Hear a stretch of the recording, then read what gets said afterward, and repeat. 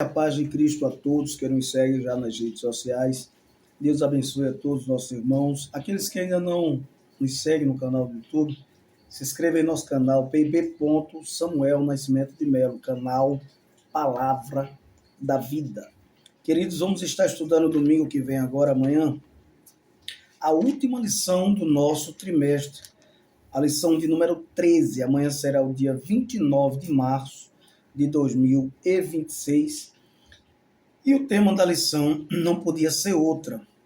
É a Trindade Santa e a Igreja de Cristo. Qual é a interferência da Trindade na Igreja de Cristo? Aonde encontramos a Trindade ali dentro dessa proposta do corpo de Cristo, que é a Igreja da Eclesia. Tá? O nosso texto áureo nos diz assim: portanto, ide, ensinai todas as nações, batizando-as em nome do Pai e do Filho e do Espírito Santo. Mateus, capítulo 28, versículo 19. Ele vai nos falar de uma ordem imperativa de Cristo à sua igreja.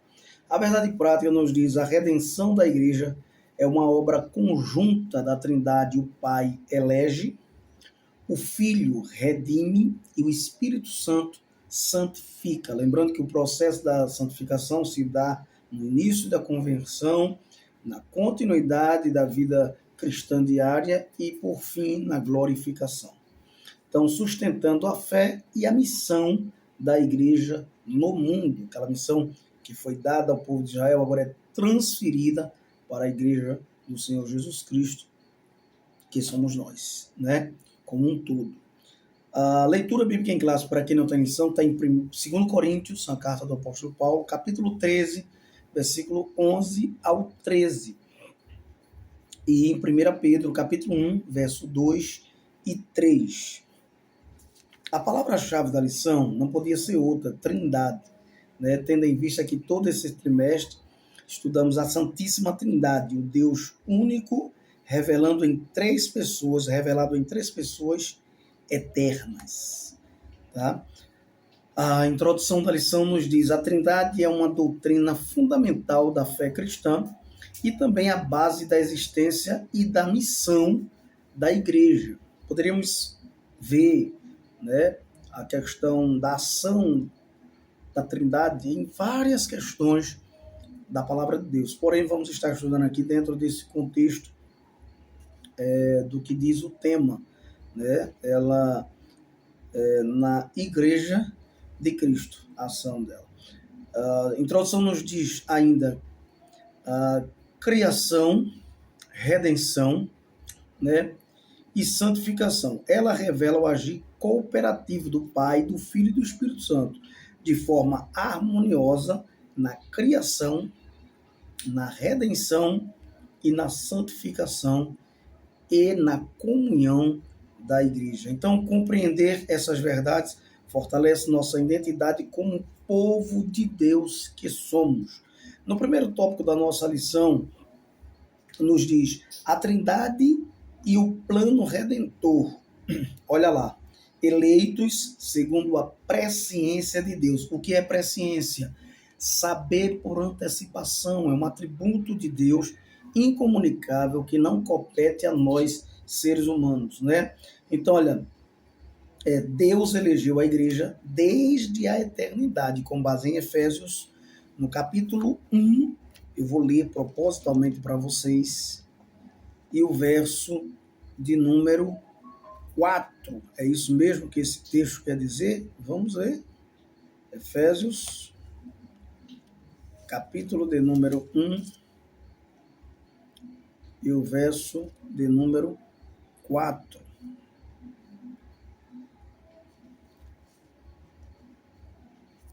Filipenses, Efésios, capítulo 1, verso 4. Ele vai dizer assim: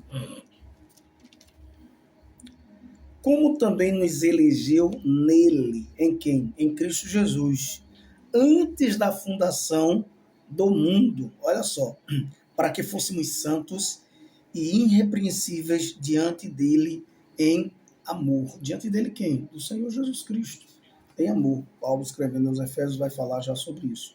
Então, A gente vai ver aí que Deus elegeu a igreja desde a eternidade, tá?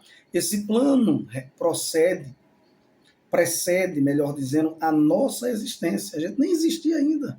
Nós fomos eleitos em Deus, pois fomos eleitos segundo a presciência, ou seja, ele sabia por antecipação quem aceitaria o convite da graça preveniente, aqueles que receberiam essa graça, que aceitariam a Jesus Cristo como único suficiente Salvador e fariam parte desse corpo de Cristo, que é a igreja militante aqui na terra.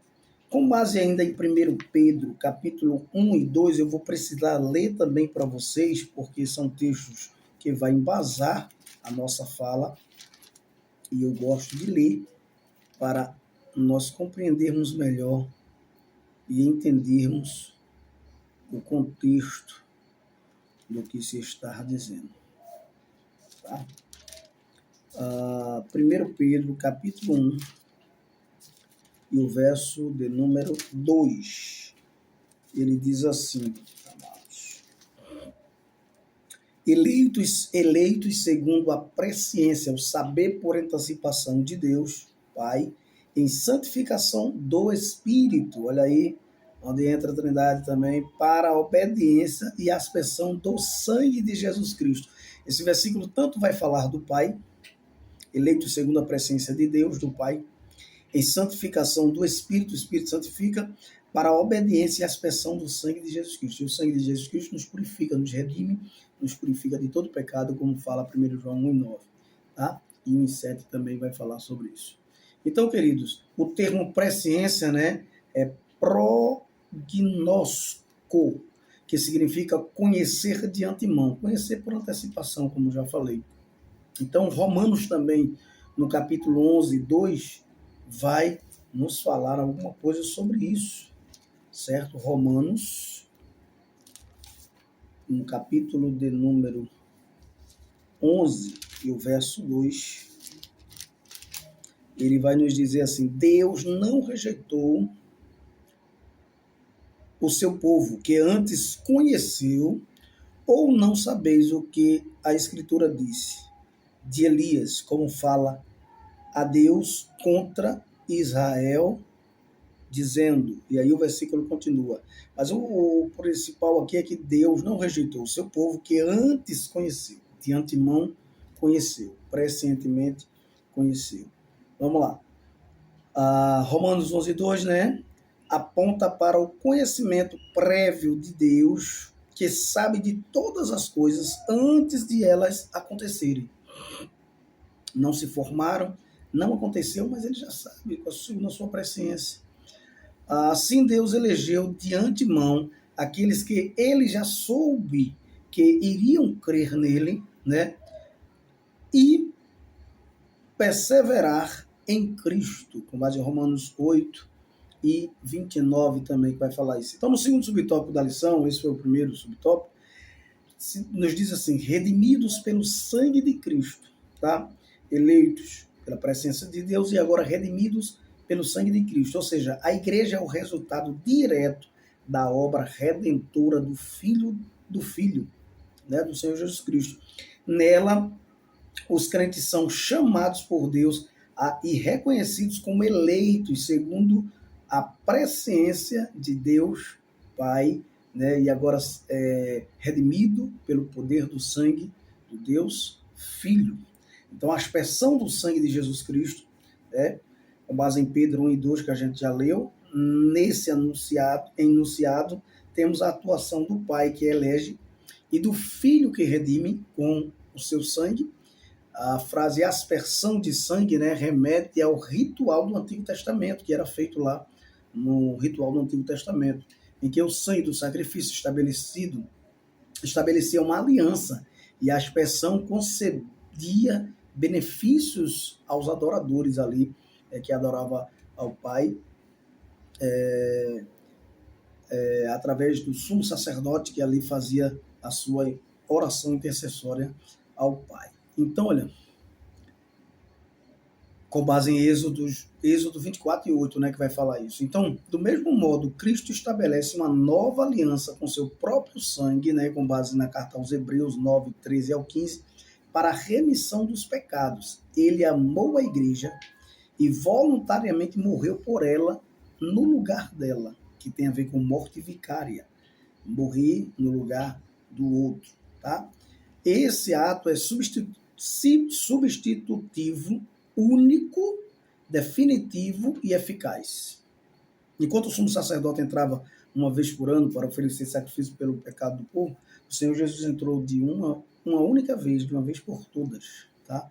Então, cujo efeito reconcilia o homem com Deus, com base em 2 Coríntios 5:18 e 19, e purifica o pecador, com base em 1 João 1:7, que eu já citei. Né? Se confessarmos nossos pecados, se andarmos na luz como ele na luz está, temos paz com Deus, e o sangue de Jesus Cristo nos purifica de todo o pecado. No terceiro subtópico, a lição ainda nos diz assim: santificados pelo Espírito Santo, ou seja, o Pai elege, o Filho redime, e agora o Espírito Santo, ele santifica. Não é à toa que o nome é Espírito Santo, santificador. Então a obra do Espírito é igualmente indispensável à identidade da Igreja de Cristo. Por quê?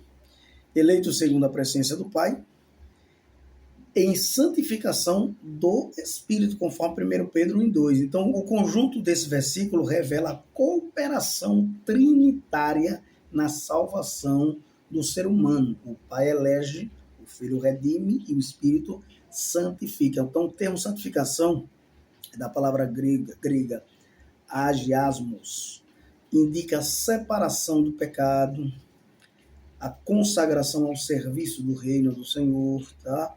Sem a ação do Espírito, a igreja não passa de uma instituição puramente, meramente humana, como qualquer uma outra.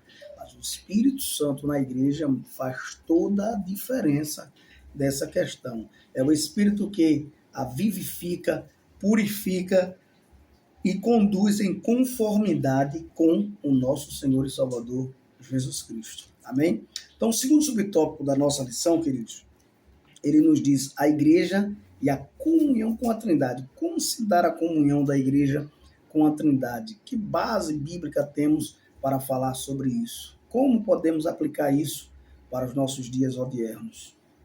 Então, comunhão com o Pai, em primeiro lugar. O amor demonstrado por Deus tornou possível nosso relacionamento com Ele. Não é à toa que no livro de João, capítulo 3, versículo 16, vai dizer por que Deus amou, né? E não é de uma tal maneira, mas é de tal. Não tem fim. A palavra amor no grego tem 4 significados, e um dos é agape, o ágape, o amor em ação, é o amor de Deus abnegado. Não tem como calcular a profundidade, né? A altura deste amor de Deus, a largura deste amor. Então, por que ele amou? Por que ele deu? Né? Que fez o Senhor Deus fazer isso? Né? Não sabemos. O amor dele é maravilhoso, é grandioso. Então, acerca disso, ensina as Escrituras. Conservai a vós mesmo no amor de Deus, conforme Judas 1:21. O verbo conservar, do grego, é pilachat, que significa, que ressalta urgência, e significa o quê? Manter, preservar, guardar, permanecer nesse amor. Tá? João 8:51-55, 8:51-55 também vai acrescentar alguma coisa sobre isso. Então, a Escritura admoesta os crentes a zelar pelo amor que Deus tem por nós, o amor que temos por Ele e o amor que devemos aos irmãos. 1 João 4:10-12. Se eu digo que amo a Deus e não amo meu irmão, estou sendo mentiroso. Preciso amar a Deus e a meu irmão. Tá? Então, estar no amor de Deus implica caminhar na sua vontade e guardar os seus mandamentos. Né? Aquele que tem meus mandamentos e os guarda, estes são os que me amam. Tá certo? Permanecer neste amor denota verdadeira comunhão, que se manifesta em uma vida de temor a Deus, com base em Filipenses 2:12. O amor de Deus é, portanto, a fonte e o sustento da comunhão com o Pai e da perseverança da vida cristã, tá certo? Segundo subtópico do segundo ponto, nos diz ainda comunhão com o Filho, comunhão com o Pai, é a pessoa do Pai e agora com a pessoa do Filho. João revela que é por meio de Cristo que temos acesso ao Pai. Como é que a gente vai ter acesso ao Pai? Ele vai dizer, ninguém vem ao Pai, a não ser por mim, pelo Filho. Então, do mesmo modo, Judas exorta os salvos a manterem a esperança gerada pela misericórdia de nosso Senhor Jesus Cristo para a vida eterna. Então, assim, a vida eterna não é apenas uma realidade futura, pois estar em Cristo hoje é requisito essencial para essa dádiva, certo? Que nos sobrevirá. Mas hoje precisamos já estar em Cristo. A Bíblia diz que quem está em Cristo, nova criatura é, as coisas velhas passaram, desde que tudo se fez novo. Vivemos em novidade de vida, certo? Então, desse modo, é impossível, certo? Possuir vida eterna sem ter comunhão com Cristo. Como é que alguém pode querer possuir vida eterna ou ter vida eterna se não tem comunhão com Cristo, se não está ligado a este corpo de Cristo, que é a igreja? Amém? No terceiro subtópico, comunhão com o Espírito. A comunhão com o Espírito é um aspecto vital para a fé cristã, sem dúvida nenhuma. Judas adverte os crentes a serem edificados, ou seja, sobre a vossa santíssima fé, orando no Espírito. O versículo evidencia que a vida espiritual genuína não é possível sem a ação constante do Espírito sobre nossas vidas. Gálatas 5:25 vai falar sobre isso. A oração no Espírito não se resume a palavras, mas expressa intimidade ativa e dependente da direção divina. Olha lá, o Espírito é quem promove a unidade do corpo de Cristo, com base em Efésios 4:3. Há um só Deus, um só Senhor, um só Espírito. A comunhão com Ele nos insere na dimensão espiritual, onde há reconciliação, onde há perdão, onde há cooperação, certo? Então, assim, a verdadeira unidade cristã não ocorre por meio de celebrações, mas é preservada pelo Espírito, quando os crentes vivem em comunhão e amor sacrificial, com base em Efésios 5:1-3. No terceiro tópico ainda da nossa lição, nos diz assim, a igreja é enviada pela Trindade. Olha só como cabe a Trindade dentro desta questão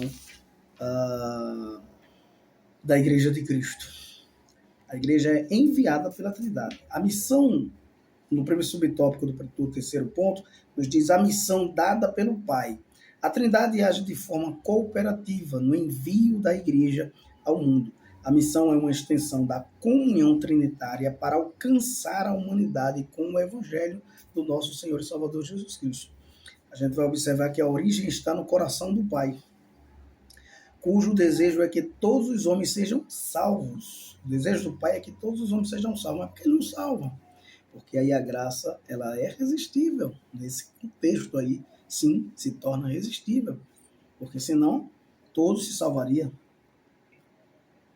Lembrando que esse desejo é tão tremendo do Pai, que o Pai foi o primeiro que pregou o Evangelho ao patriarca Abraão. Ele ainda era da cidade de Ur dos Caldeus e vivia com sua família ali numa cidade idólatra, e provavelmente ele também era conivente com aquela situação, mas o próprio Deus o evangelizou e tirou ele de lá, do meio da parentela, a ponto de ele levar o pai e o pai morrer no meio do caminho. A gente vai estudar essa lição no próximo trimestre e vamos desenrolar mais sobre isso aí, desenvolver mais esse assunto. Então, desde o Antigo Testamento, vemos Deus chamando e enviando o seu povo para ser luz entre as nações do mundo, com base em Isaías 49:6. No Novo Testamento, esse chamado ganha novo vigor por meio da Igreja de Cristo, né, que é um instrumento do Pai para proclamar a sua graça, o seu favor imerecido a este mundo pecador. Então a missão não é uma ideia tardia, mas um plano eterno do Pai, com base em Efésios 1, 4 e 11. O envio do Filho é o ápice desse propósito. A igreja é chamada a participar dessa missão como corpo de Cristo no mundo, com base em João 17 e 18. Olha, eu queria lembrar uma coisa bem interessante aos irmãos. O Pai teve a sua missão, né? Ele enviou o seu filho, o seu único filho, né? Que tinha de melhor no céu. O filho cumpriu a sua missão. Poderíamos detalhar várias outras coisas aqui, mas não dá tempo e não é o momento. Ele veio, ele deu a sua própria vida, derramou o seu sangue, né? Na cruz do Calvário, negou-se a si mesmo, despiu da sua roupa de glória, humilhou-se, esvaziou-se, né? Foi humilhado, se tornou servo, duro, escravo praticamente. E o que acontece? E cumpriu sua missão na cruz do Calvário. E o Espírito Santo hoje cumpre a sua missão, convencendo o pecador do pecado, dando início lá no derramamento em Atos, na inauguração da igreja, e continuando a convencer o homem do pecado, da justiça e do juízo até hoje. Então, já vemos aqui que é a missão dada pelo Pai, né? Agora, a missão, o Filho comissiona seus discípulos. Como o Filho é enviado pelo Pai, agora envia a sua igreja, após sua ressurreição, Cristo ordenou, portanto, ide e ensinai todas as nações, ensinando-as a guardar todas as coisas que eu tenho mandado. Mateus 28, 19 e o 20. A tarefa da grande comissão é uma ordenança proclamadora e um mandato educacional. Muitos não estão fazendo isso mais. E nós, muitas vezes, temos sido negligentes acerca disso. Precisamos falar mais do amor de Deus ao pecador, aonde você estiver. Não espere fazer parte de um órgão evangelizador, de uma igreja, para proclamar a palavra. Proclame aonde estiver e convide para fazer parte desse corpo de Cristo. Tá bom? Então, é a responsabilidade da igreja evangelizar e ensinar a palavra de Deus. Eu acho incrível como tem pessoas que se dizem cristão, mas não participa de uma igreja e vai pregar para quem? Vai ensinar quem? Vai mandar quem ir para onde? Vai discipular a pessoa aonde? Né? Essa pessoa vai evangelizar outros como? Se ela nem vai aprender. É incrível isso. Então, é responsabilidade da igreja evangelizar e ensinar a palavra de Deus. Essa ordenança é uma expressão da graça salvadora, levando a mensagem do reino a todas as pessoas, meus queridos irmãos, e batizando-as em nome do Pai, do Filho e do Espírito Santo. Então, o batismo é realizado na autoridade do nome de Jesus, mas a fórmula batismal dada por Jesus Cristo foi essa, trinitária, em nome do Pai, em nome do Filho e em nome do Espírito Santo. Essa foi a fórmula que Jesus coordenou, ensinou, ide e batizai-o, em nome do Pai, do Filho e do Espírito Santo. Então, no terceiro subtópico e último da lição, nos diz: o Espírito capacita e envia. Não é à toa que o Senhor Jesus disse ficar em Jerusalém, até que do alto, capítulo 1, versículo 6 de Atos, sejais revestido de poder. Né? Era uma armadura a mais, a proteção, a capacitação para o envio, a unção, nada mais uma unção, que é uma capacitação para a tarefa da proclamação do reino. Então, a missão da igreja não pode ser realizada sem a capacitação do Espírito, certo? Você pode orar, pode ler, pode estudar e pode jejuar, mas dependendo tudo dessa capacitação do Espírito Santo de Deus. Então, ele é quem dá poder, capítulo 1, versículo 8 de Atos, e ousadia para testemunhar de Cristo. Em Atos vemos o Espírito separando e enviando missionários para o serviço cristão. A gente vai ver em Atos 13 e 2. Ele não apenas acompanha, mas orienta e dirige a tarefa evangelizadora, tá, da igreja. É o Espírito quem concede dons espirituais para o exercício eficaz do ministério, com base em 1 Coríntios 12, 4 ao 7. Então, queridos, que Deus nos ajude, nos abençoe e que Ele nos dê uma aula abençoadora, tá? Que use cada professor, que os professores dêem espaço para os seus alunos fazerem perguntas acerca da lição, para que possamos juntos aprendermos uns com os outros, que sua aula seja uma bênção amanhã para a glória de Deus Pai, tá certo? A conclusão nos diz assim: a Trindade está presente em toda a história da salvação, desde a nossa eleição, formação, santificação e envio. Que Deus nos abençoe em Cristo Jesus, que Deus nos ajude e vamos nos preparar para um novo trimestre que já vamos estar estudando, né? Homens que a terra não era digna que pisasse. Vamos estar estudando. O importante é que eu diminua e que ele cresça. E lembre-se disso, só entre algum recinto se Cristo entrar com você e só converse algo se ele puder participar. Pai, te louvamos por este momento oportuno. Continua abençoando a vida de cada professor, abrindo entendimento, dando sabedoria pelo teu Espírito Santo da verdade. Em nome de Jesus, que a graça do nosso Senhor e Salvador Jesus Cristo, o amor de Deus e a comunhão do Espírito Santo esteja com todos agora e sempre. Amém. Até a próxima.